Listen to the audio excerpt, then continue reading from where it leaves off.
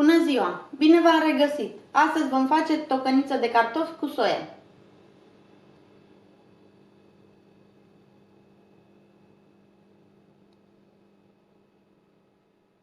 Pentru această rețetă avem nevoie de 100 de grame de soia cuburi, 7 cartofi medii tăiați în cuburi, 3 cepe medii tocate fin, un ardei capia roșu tocat în cuburi, un morcov tăiat rondele, 5 căței de usturoi tăiați în rondele, 250 de grame de pasată de roșii, 5 linguri cu ulei, o linguriță de boiat dulce de ardei, 2 foi de dafin, o legătură de pătrunjel tocat fin, piper și sare. Punem apă la fiert, adăugăm în ea dafin, piper și puțină sare. Și când a început să clopotească, adăugăm cubulețele de soia și le lăsăm să fiarbă 10 minute.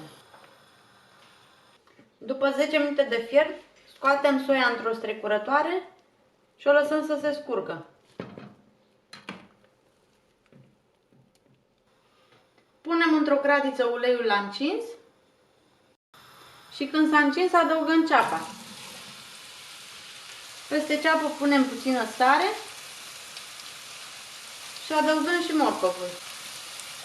Le lăsăm pe foc până ce se înmoaie, amestecând din când în când. După ce s-au înmuiat, adăugăm și ardeiul. Amestecăm puțin și lăsăm 2-3 minute. Apoi adăugăm usturoiul. Punem și puțin piper proaspăt măcinat.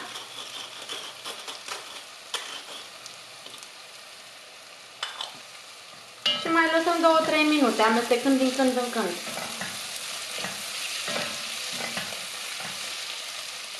Acum punem pasata de roșii,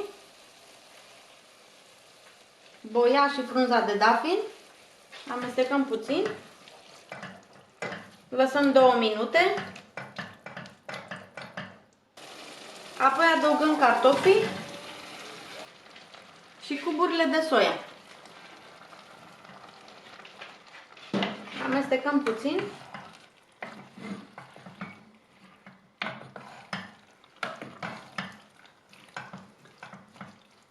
Și punem apă cât să acopere cartofii și soia.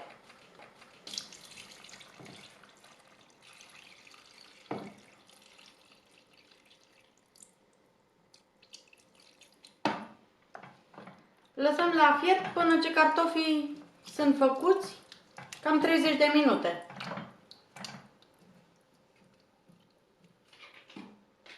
După primul clocot, amestecăm din când în când, cu grijă să nu sfărmăm cartofii.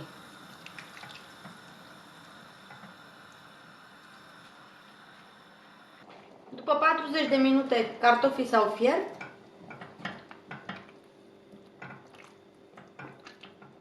Închidem focul și adăugăm pătrunjelul. Amestecăm puțin și tocănița cu cartofi și soia este gata.